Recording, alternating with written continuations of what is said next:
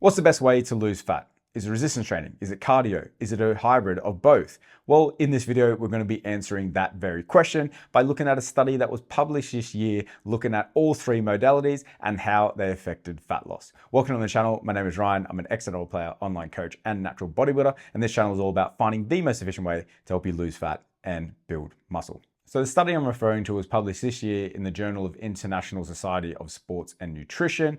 It was resistance training, aerobic training, and also concurrent training, which is hybrid training, and its effects on fat loss and also the retention of muscle mass and just overall body composition. It looked at 36 randomized controlled trials, which had over 1,500 participants. So it was a very well-powered study, which we're going to be looking at today. Now, the key finding was that aerobic and hybrid training resulted in more fat loss, which obviously makes sense. You're going to burn more calories when you're doing a cardio effort as opposed to resistance training effort. However, in the resistance training group, they were able to maintain a lot more muscle mass. And also they seen in the hybrid group, because they incorporated resistance training into their program, that they actually maintain a lot of their muscle mass as well. So a great way to look at it is cardio is going to result in a lot more overall body weight loss. But along with that, you're probably going to see a little bit of muscle mass lost along with your fat mass. So if you're looking to retain muscle mass and be a bit more of a toned individual, obviously it's a better way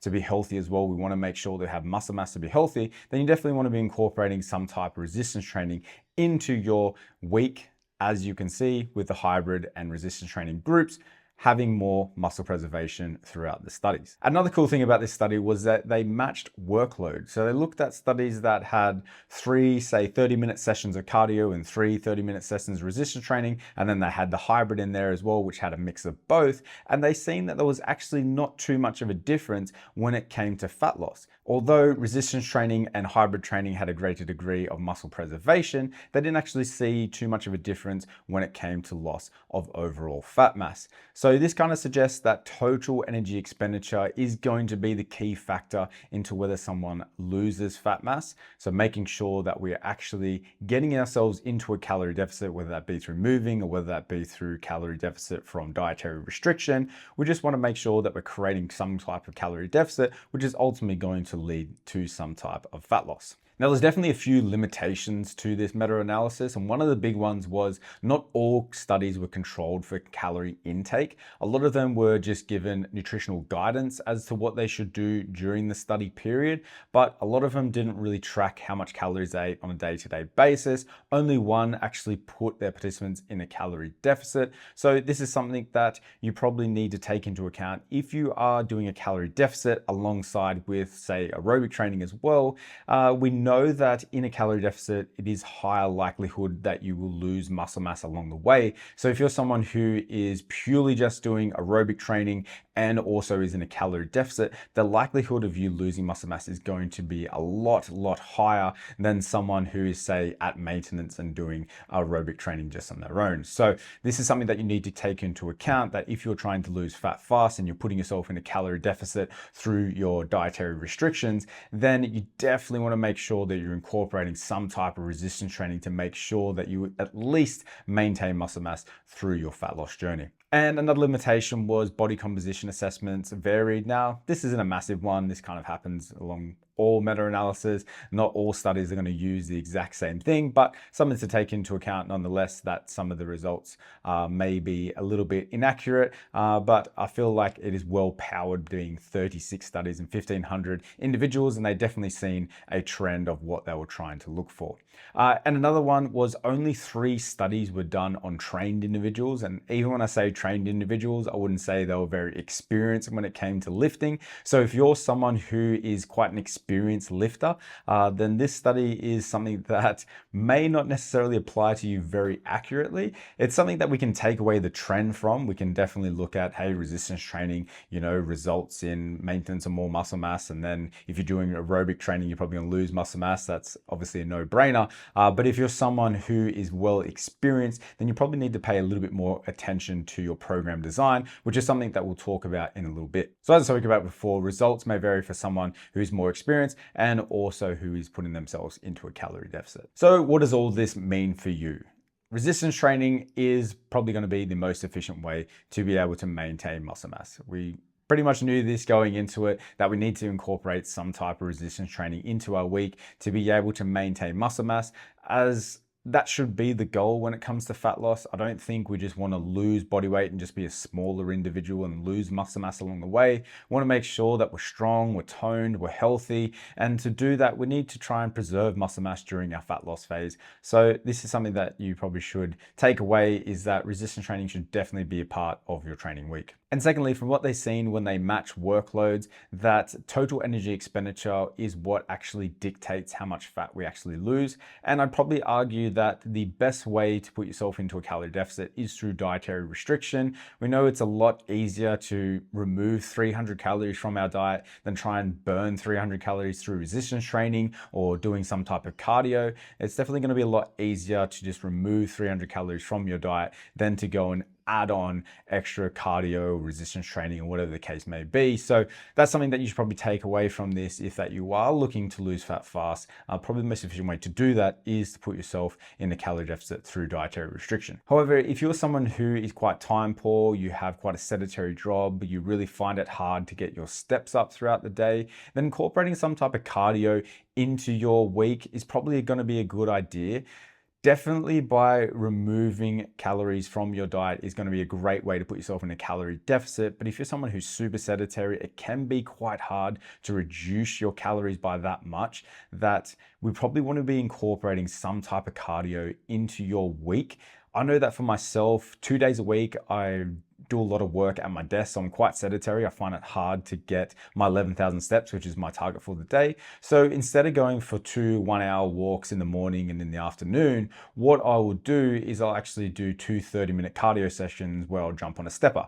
This is just a quicker way for me to be able to get my calorie expenditure up for the day, so it makes me easier to get into a calorie deficit for that day. So instead of being out for a 2-hour walk, I can actually do it in an hour. That way I have an hour to put towards work. So if you're someone who's quite time poor and you have quite a demanding job where you're quite sedentary, then using cardio to be able to get a bit of extra calorie burn is definitely going to be a great idea. At the end of the day, these things are all tools. So if you're someone who is struggling to get steps in, cardio can definitely be a great way to increase your calorie burn.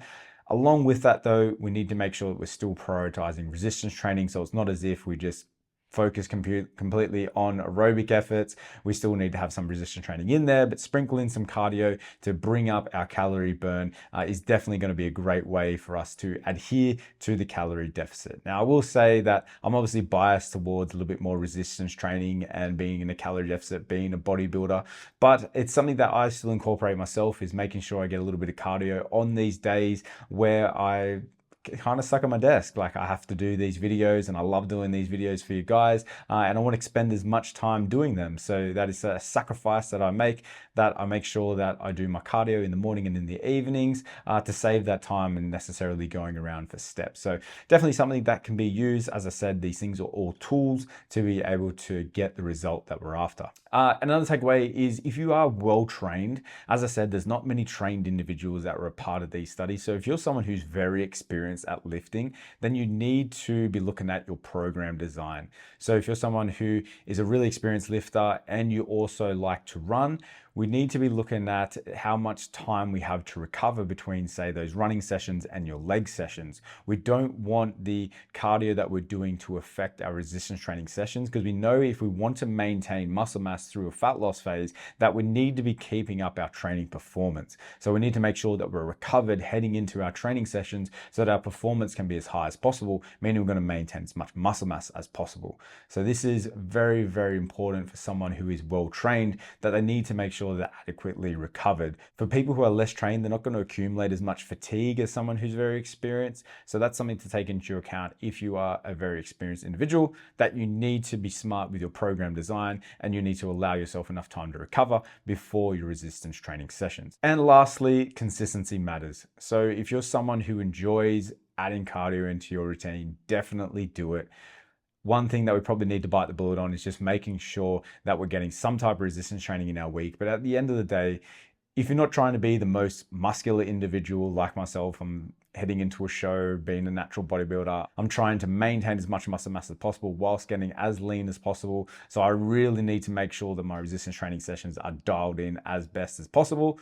Therefore, cardio kind of gets dropped to the wayside a little bit. But if you're someone who loves running, doesn't mind the odd resistance training session, and you're not trying to be the most jacked individual you possibly can be, you can definitely incorporate these things that you love. At the end of the day, having a successful fat loss journey is all about consistency, adhering to what you need to be doing, which is putting yourself into a calorie deficit. So making sure that you incorporate these things that you enjoy is going to allow you to have a more consistent, have a longer journey, which is ultimately going to be a lot more of a successful fat loss phase. So as always, guys, hope this has helped. Do all those good things, like, subscribe, leave a comment below. I also have all my free resources linked below. So the 21-step guide to fat loss, the fat loss checklist, that's all linked below. And also online coaching is linked down there as well. I'm an online coach. This is what I do for a living. I help people lose fat, build muscle. So if you're interested in that, I'll leave all the links below. But until next time, talk soon.